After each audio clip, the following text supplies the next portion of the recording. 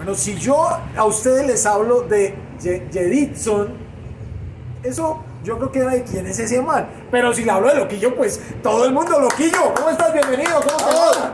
Bien, contento, gracias por la invitación, Jay. Me alegra mucho que estés aquí con nosotros y hablemos un poco de tu historia. Tú eres un joven que nació en una provincia, no en un pueblito, y lentamente, con trabajo, con sacrificio, se fue y especializando en esto del humor, de la trova. ¿Cómo fue eso?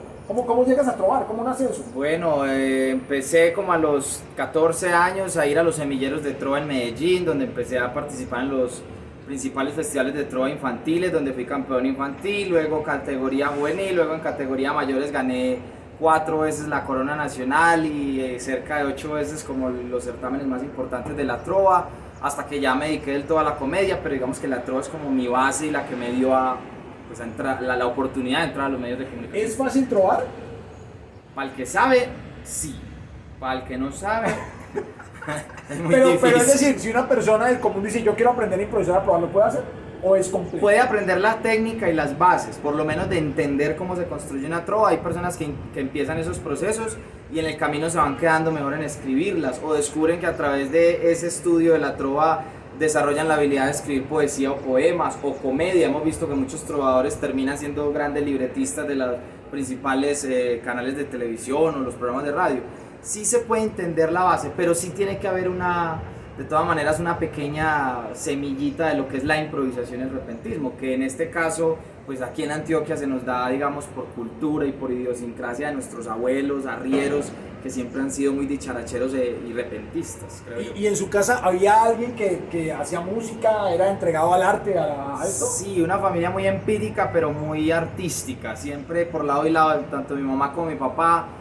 Tíos que tocan el tiplio, la guitarra, tías o tíos que cantan, otros que mi abuelo intenta improvisar versos y cuando estamos por ahí reunidos me contesta las trovas pues de manera más casual, pero sí creo que sí se da en la familia ese arte. ¿Verdad que usted fue vendedor ambulante? Sí, claro. ¿Y pues, qué vendía? antes de empezar todo, lo que me pusieran, lo que se atravesara, o sea, le voy a vender una luz porque esta que trajo hoy. De todo, vendía de todo. Acá en Medellín en los buses alcancé a vender ganchitos y agujas, ganchitos de pañal y agujitas, vendí pescado, vendí paletas, vendí ponchos, vendí boletas, rifas de esas de parque, absolutamente todo lo que diera plata lo vendía, hasta que ya encontré la posibilidad de ganarme la vida trovando y ya empecé a vender sonrisas. ¿Y cuando vendías también trovabas, improvisabas? No. ¿No? Ahí todavía nada. No, nada, incluso era un chico muy tímido todavía, guerreándola en la calle, pero todavía temeroso. Empecé a tener como esos chispazos de humor, de comedia más grandecito, donde vendía paletas en Cimitarra Santander y hacía un poco de clown sin saber qué estaba haciendo, que la nevera y copor me arrastraba como si fuera un perro y la gente pues llegaba a ver el payasito y me compraba las paletas, pero ya después con la trova fue que empecé a hacer más ¿Y cuándo empieza ya el debut de Loquillo en un escenario? ¿Cuándo es esa primera vez que te presentas allá en un escenario y cómo se da eso? Año 2001, si no estoy mal. En el 2001 hago el primer festival infantil, después de haber estado unos meses en el proceso infantil con los niños, pues como puliendo el arte de la trova. Y ahí me subo por primera vez a un escenario a competir y a trovar, ya frente a un público. Antes lo había hecho en mi pueblo de Aveiva, Antioquia, yendo a la cárcel a trovarle a los reclusos por invitación de un profesor del colegio, y allí les canté unos versos, pero fue como mi único contacto artístico con un público. Pero ya en el 2001 que me subo a un escenario a trovar y bueno, de ahí para allá empieza todo este mundo. Y llegas a la radio, luego a la televisión y empiezan a nacer los personajes. ¿Cuál fue el primer personaje que nació? ¿No fue Peter Pan. Peter Pan fue uno de los primeros y de los personajes más icónicos que ha habido en la radio aquí en Colombia. ¿Cómo hacía Twitter Pan? ¿Cómo hacía? ¿Cómo Hi, good afternoon, hola Pecosín, le decía Hernán Peláez. Fue de los primeros que empezó a leer trinos al aire en radio, fue de los primeros, porque estaba recién llegada el tema de Twitter, todavía la gente no estaba muy adaptada y menos los oyentes de La Luciérnaga, que era el programa donde yo trabajaba, público adulto, y era de los primeros personajes que empezaban a leer trinos y a inventar trinos para leerlos, y era como el juego entre leer el Twitter y estar al aire en La Luciérnaga. Y ahí ya empezaron a nacer otros personajes. Fue de los primeros. Antes de ese hice la imitación del Soldado Domínguez, que lo liberaron aquí en la Operación Jaque. Luego vinieron imitaciones como alias Karina, alias Popeye. Ya cuando estaba cansado de todos gamines empecé a imitar deportistas. Luego artistas, la imitación de Maluma también fue muy viral en ese momento. Recientemente en Voz Populi, imitaciones de alcaldes, de un montón de personajes. ¿Cómo nació y Rasta cuándo es como el primer personaje? O sea, es decir, que ya desenmarca Loquillo y ya hay otro personaje ahí. Total. ¿Cómo nace Rasta No es cuándo? lo mismo imitar que interpretar ya personajes originales. Rasta cuándo nace en Muy Buenos Días junto a J. Mario. Estaba yo trabajando allí haciendo 2 rutinas semanales en el programa Muy Buenos Días y se me ocurrió personificar un Rasta. Lo empecé haciendo sobre todo en mis shows de teatro, donde veía que la gente se conectaba muy rápido con ese personaje y su risa y su manera de improvisar y sus canciones. Entonces decidí llevarlo a la televisión y en Muy Buenos Días se volvió un fenómeno y ya... ¿Ha grabado álbum ya hasta cuándo? ¿Tiene un álbum música y en todo? Spotify, en todas las plataformas digitales de música tiene su álbum con muy buenos oyentes y muy buenas descargas, con canciones chistosas pero también canciones serias, porque la idea era mostrarle a la gente que si bien podemos hacer humor, también hay un tema musical aquí serio, que si podemos hacer canciones serias las vamos a hacer también. Entonces es un éxito el álbum, se llama Obviosito. Y esa llegada a la música de tener un álbum ya se convirtió en estrella, ha estado en México, ha estado en Centroamérica.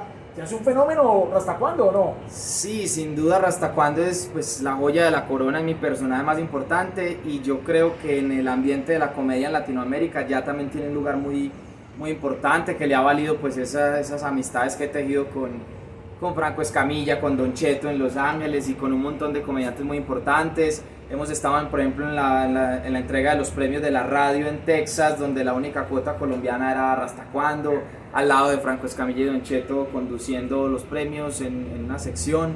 Entonces digamos que ese personaje es el que me ha abierto las puertas a nivel mundial prácticamente, y hoy en día cuando voy y hago presentaciones en toda Centroamérica o en cualquier país, obviamente es el personaje que la gente pues más está esperando. Oiga, una anécdota que a usted le ha pasado algo muy curioso, usted se ríe y diga, oiga, ¿qué se hizo con Rasta cuándo? ¿Qué le pasó en donde usted tenga así en su cabeza y diga, es muy charro?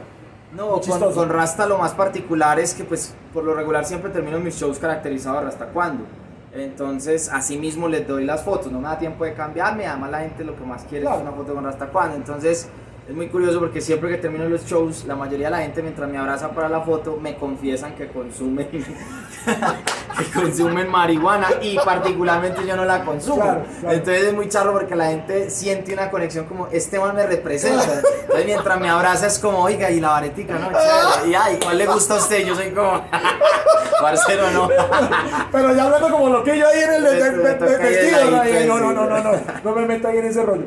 Y entonces de Rasta cuándo llegas y brincas a un concurso que se da a nivel de Latinoamérica, que es la Batalla de los Gallos, muy conocida, de una marca muy famosa, de una bebida energizante. ¿Y eso cómo llegas allá a ese concurso? ¿Quién te lleva? ¿Quién te dice, venga, métase? Bueno, la gente ha conocido mi proceso como improvisador, desde ser pentacampeón nacional de la trova hasta verme improvisando con otros improvisadores de otros géneros. Y particularmente Rasta cuándo, por ejemplo, siempre ha improvisado en reggae, entonces ya la gente sabe que yo soy improvisador, digamos... En esa línea urbana, ¿no? Eso es urbano. En esa línea también, entonces yo me propuse de alguna manera dominar o defenderme por lo menos en todas las posibilidades de improvisación.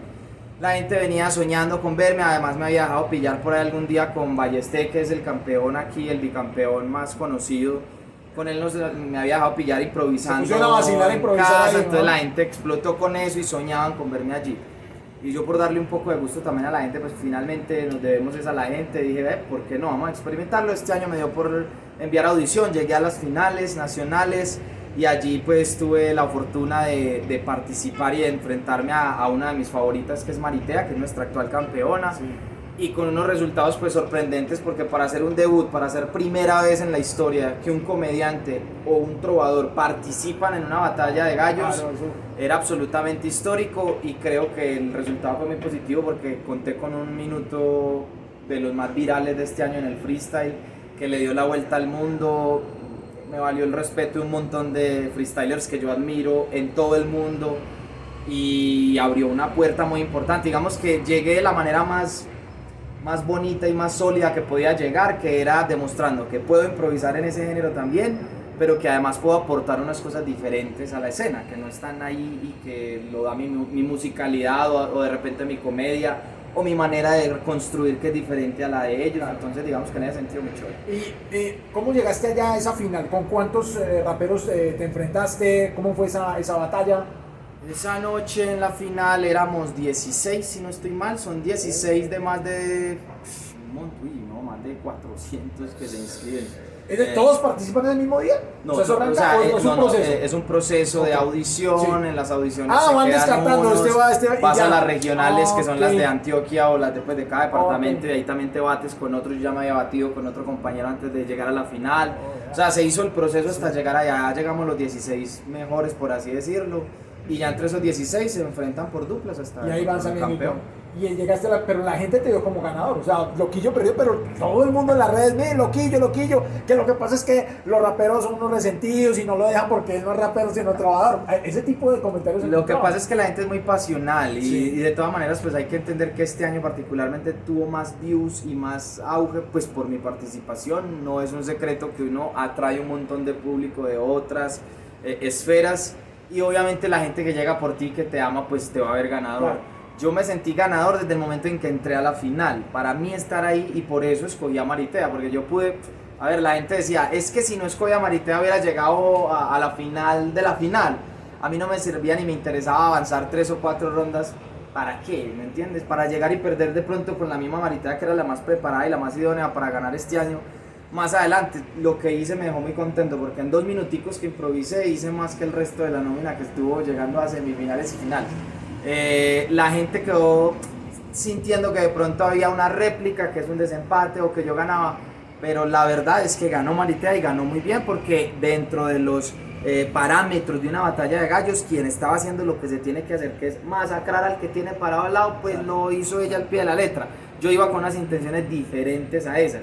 No hubiera quedado tranquilo, no estaría tan tranquilo hoy si me hubiera parado allá a decirle cosas feas a Maritea o a masacrarla con quién sabe qué cosas. Fui, le declaré mi admiración, me sentí contento. Luego en el segundo minuto me expresé de manera musical, que es lo que ha sido más viral porque no están acostumbrados a ver eso. Claro. Y salí muy contento, pero ella es nuestra ganadora y nuestra campeona. Además hay que hacerle mucha fuerza porque nos va a representar en la internacional dentro de poquito. ¿Qué le gusta comer? Uy, hermano, que no. Me gusta todo, ¿sí? todo. Y más en Medellín, que estoy viviendo. ¿Y música? ¿Qué música? Reggae, hip hop, blues, jazz, música negra. Eso es lo que me gusta. Él es Loquillo Flores, una de las estrellas más importantes del humor, de la música en América Latina. Ya llega al mercado mexicano, se extiende por Centroamérica, por Sudamérica, y también va a gira por Europa. Y aquí lo tenemos para todos ustedes, amigos, amigas. Un aplauso muy grande para Loquillo y Chaolín. Nos vemos. Saludos. Cuídense mucho.